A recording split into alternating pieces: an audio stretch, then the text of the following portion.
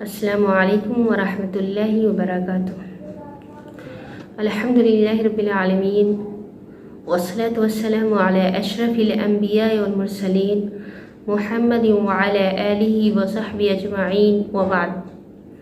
قال اللہ تعالی فی القرآن المجید والفرقان الحمید، اعوذ باللہ من الشیطان الرجیم، بسم اللہ الرحمن الرحیم، رب اشرح لی صدری ویسر لی امری واحلل عقدۃ من لسانی یفقہوا قولی۔ محترم ماؤں اور بہنوں، آج ہم لوگ جس حدیث کو سمجھیں گے اس حدیث کا مفہوم یہ ہے کہ دین خیر خواہی کا دوسرا نام ہے۔ دین کا دار و مدار خیر خواہی پہ ہے۔ کوئی انسان مکمل دیندار اس وقت ہوگا جب وہ خیر خواہ ہوگا۔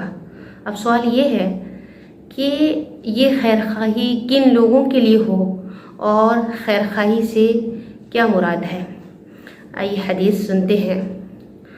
عن ابی رقیۃ تمیم بن اوس الداری رضی اللہ تعالی عنہ ان النبی صلی اللہ علیہ وسلم قال الدین النصیحہ قلنا لمن قال للہ ولکتابہ ولرسولہ ولأئمة المسلمین وعامتہم، رواہ مسلم۔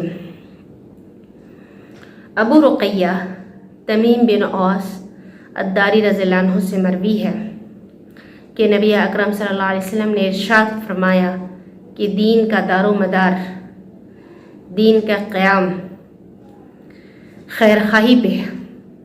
کوئی انسان مکمل دیندار اس وقت ہوگا جب وہ خیر خواہ ہوگا، جب وہ خیر خواہی کے جذبات رکھتا ہوگا۔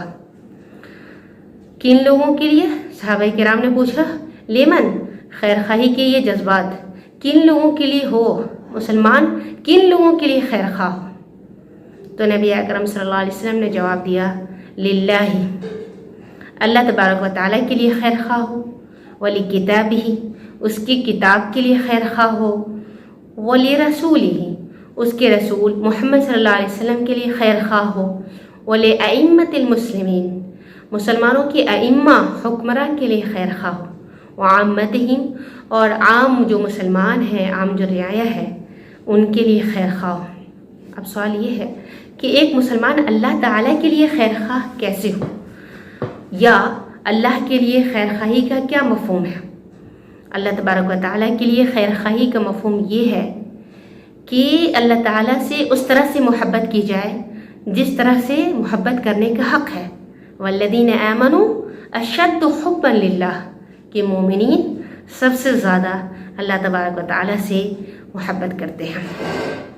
اللہ تبارک و تعالیٰ پہ ایمان لایا جائے، اس بات پہ ایمان لایا جائے کہ اس پوری کائنات کا خالق، مالک، پوری کائنات کے نظام کو چلانے والا اور رازق صرف اور صرف تنہا اللہ تعالیٰ ہے۔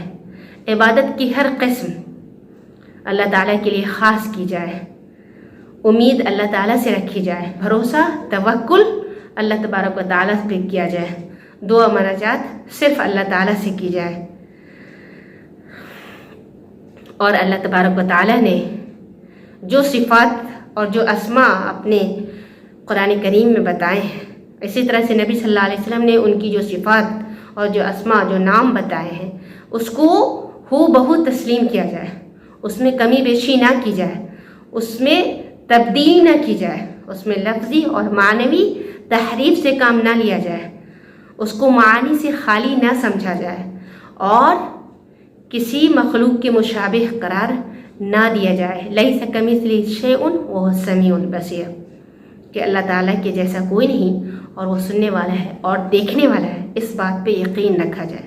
اللہ تبارک و تعالیٰ نے جن کاموں کا حکم دیا ہے ان کاموں کو بجا لایا جائے، جن کاموں کے سامنے اللہ نے لائن کھینچ دی ہے، حد بندی کر دی ہے، ان کاموں سے رک جایا جائے، ان کاموں سے اجتناب کیا جائے۔ یہ ہے اللہ تبارک و تعالیٰ سے خیر خواہی کا مفہوم۔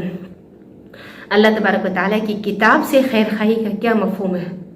اللہ تعالیٰ کی کتاب یعنی قرآن کریم وہ اللہ کا کلام ہے، اس بات پہ یقین رکھا جائے، وہ مخلوق نہیں ہے، اس کا ہر حرف، حق اور صداقت پہ مبنی ہے۔ وہ کلام جبرائیل امین کے ذریعہ نبی اکرم صلی اللہ علیہ وسلم کے قلب اطہر پہ نازل ہوا۔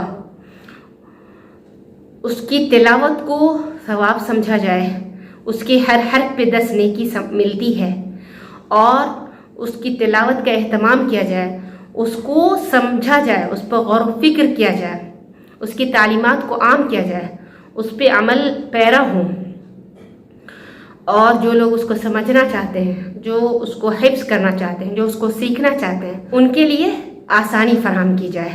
اور رسول صلی اللہ علیہ وسلم سے خیر خواہی کا مفہوم یہ ہے کہ اس بات پہ یقین رکھا جائے کہ رسول صلی اللہ علیہ وسلم اللہ تعالیٰ کے آخری نبی، آخری رسول ہے، آپ صادق الامین ہیں، آپ سب سے زیادہ سچے اور سب سے زیادہ امانت دار کامل انسان ہیں، آپ کی تمام غلطیاں معاف ہیں۔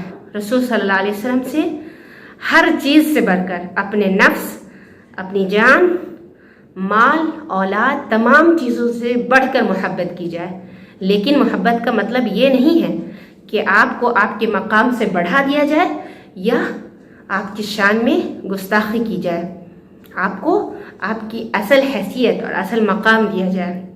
اس بات پہ یقین رکھا جائے کہ رسول صلی اللہ علیہ وسلم کی سنت شریعت کا دوسرا مصدر، دوسرا مرجع ہے۔ رسول صلی اللہ علیہ وسلم نے جن کاموں کا حکم دیا ان کو بجا لایا جائے، جن سے منع کیا ان سے رک جایا جائے۔ وَمَا آتَاكُمُ الرَّسُولُ فَخُذُوهُ، رسول تمہیں جو دے اس کو لے لو۔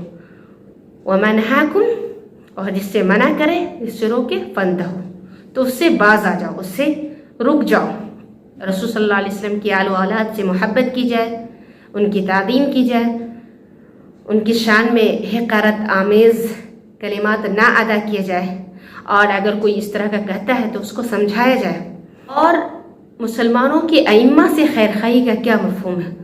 مسلمانوں کے ائمہ سے خیر خواہی کا مفہوم یہ ہے کہ مسلمانوں کے حکمراں سے محبت کی جائے، ان میں اگر کوئی کمی ہے، کوئی کوتاہی ہے تو ان کو تنہائی میں بتائی جائے، ان کو رعایا پہ ظلم و زیادتی کرنے سے محفوظ رکھا جائے، اور ان کے عیوب کو لوگوں کے سامنے ظاہر نہ کیا جائے، اس لیے کہ اگر آپ ان کے عیوب کو لوگوں کے سامنے ظاہر کرتے ہیں تو اس سے لوگ ان کی عزت نہیں کریں گے، لوگ ان کی بات نہیں مانیں گے، جبکہ ائمہ کی بات ماننا واجب ہے، اس وقت تک واجب ہے جب تک کہ وہ اللہ تعالیٰ کی مخالفت کا حکم نہیں دیتے ہیں، اللہ تعالیٰ کی نافرمانی کا حکم نہیں دیتے ہیں، اس لیے کہ یہ عام قاعدہ ہے لا طاعت لمخلوق فی معصیت الخالق، کہ خالق کی نافرمانی میں مخلوق کی اطاعت، فرما برداری جائز نہیں ہے۔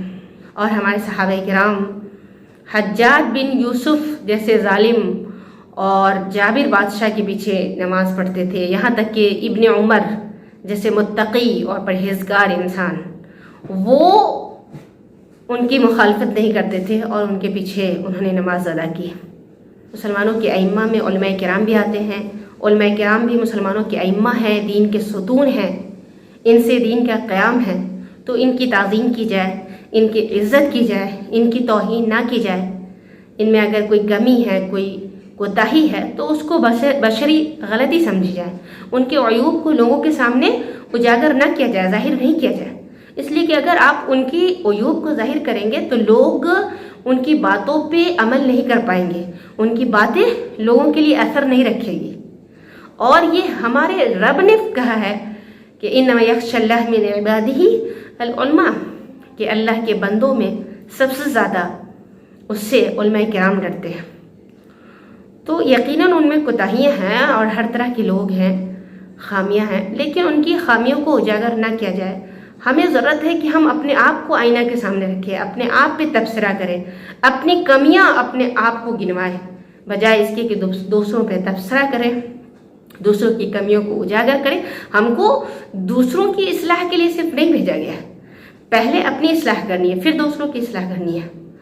عام لوگوں سے خیر خواہی کا مطلب یہ ہے کہ عام لوگوں سے محبت کی جائے، ان کے لیے وہی چیز پسند کی جائے جو آپ اپنے لیے پسند کرتے ہیں۔ اگر وہ مشورہ مانگے تو اس کو اس طرح سے مشورہ دے گویا وہ آپ کا معاملہ ہے۔ اگر کوئی سلام کرتا ہے تو اس کو سلام کا جواب دے. سب سے پہلے تو سلام میں پہل کی جائے، اور اگر کوئی آپ کو سلام کرتا ہے تو اس کا جواب یا تو اس سے بہتر دے، نہیں تو ہو بہو دے. وَإِذَا حُيِّئْتُمْ فَحَيُّوا بِأَحْسَنَ مِنْهَا أَوْ رُدُّوهَا، کہ اگر تمہیں کوئی سلام کرے تو اس سے بہتر سلام کا جواب دو، اور نہیں تو سیم سلام کا جواب دو. اگر کسی کو چھینک آتی ہے اور وہ الحمدللہ کہتا ہے تو اس کے جواب میں یرحمک اللہ کہا جائے. پڑوسی کا خیال رکھا جائے، کوئی مریض ہے تو اس کی عیادت کی جائے، دعوت دے تو قبول کیا جائے، اس کے جنازہ میں شریک ہوا جائے، اس کے لیے سفارش کی جائے. اگر وہ قرض دار ہے تو اس کا قرض چکا دے. اگر وہ آپ سے قرض مانگتا ہے تو قرض دے. یہ ایک محبوب عمل ہے، اور مسلمانوں کی مدد کرنی چاہیے. یہی نہیں، قرض لینے میں، قرض کا تقاضا کرنے میں ان کو مہلت دے، آسانی دے، ہو سکے تو ان کو معاف کر دے. اگر وہ پریشان حال ہو، اس کی پریشانی میں پریشان ہوا، اس کی پریشانی سے آپ خوش نہیں ہو، اس لیے کہ نبی صلی اللہ علیہ وسلم کا فرمان ہے المؤمن للمؤمن کالبنیان یشد بعضہ بعضا، کہ مومن کے لیے عمارت کی طرح ہے. جس طرح ایک عمارت کئی اینٹیں لگ کر بنتی ہیں، اگر اس میں سے ایک دو اینٹیں ہٹ جائے تو وہ عمارت کمزور ہو جاتی ہے. اسی طرح سے مومن کے لیے ایک عمارت کی طرح ہے، ایک دوسرے کو تقویت دیتا ہے، مضبوطی دیتا ہے. اور مومن کے لیے کل جسد الواحد، ایک جسم کی طرح. اگر اس کے ایک عضو میں کوئی تکلیف لاحق ہوتی ہے، کوئی زخم لاحق ہوتا ہے تو پورا جسم بخار سے تڑپ اٹھتا ہے. تو مومن کو ایسا ہی ہونا چاہیے کہ اگر اس کا کوئی بھائی کسی پریشانی میں مبتلا ہے تو بجائے اس کے کہ اس سے خوش ہویا جائے، ان کی مدد کے لیے اٹھ کھڑے ہوں.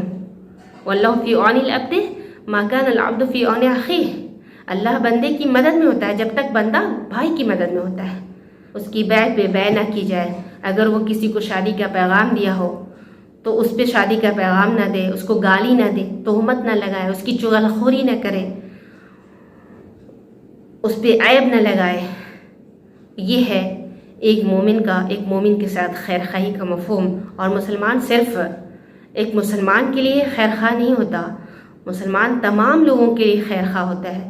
مسلمان غیر مسلموں کے ساتھ بھی حسن سلوک کرتا ہے، اور اللہ تعالیٰ نے اور اس کے رسول صلی اللہ علیہ وسلم نے غیر مسلموں کے ساتھ بھی حسن سلوک کرنے کا حکم دیا ہے، اور ان کو شرک سے روکا جائے اور ان تک دین کو عام کیا جائے. اس حدیث کا مفہوم یہ ہے کہ انسان دیندار، مکمل دیندار، یا انسان کا دین اس وقت مکمل ہوگا جب وہ اللہ تعالیٰ کے تئیں، اللہ کی کتاب کے تئیں، اس کے رسول، مسلمانوں کے ائمہ اور عام مسلمانوں اور تمام انسانیت کے لیے خیر خواہی کے جذبات رکھتا ہو. اللہ تعالیٰ ہم سب کے دلوں میں خیر خواہی کے جذبات کو پیدا کرتے. اللہ تعالیٰ ہمیں دیندار بنائے. اللہ تعالیٰ ہمیں کامل مومن بنائے، موحد بنائے. آمین ثم آمین. سبحانک اللہم و بحمدک اشہد ان لا الہ الا انت استغفرک و اتوب الیک. السلام علیکم ورحمۃ اللہ وبرکاتہ.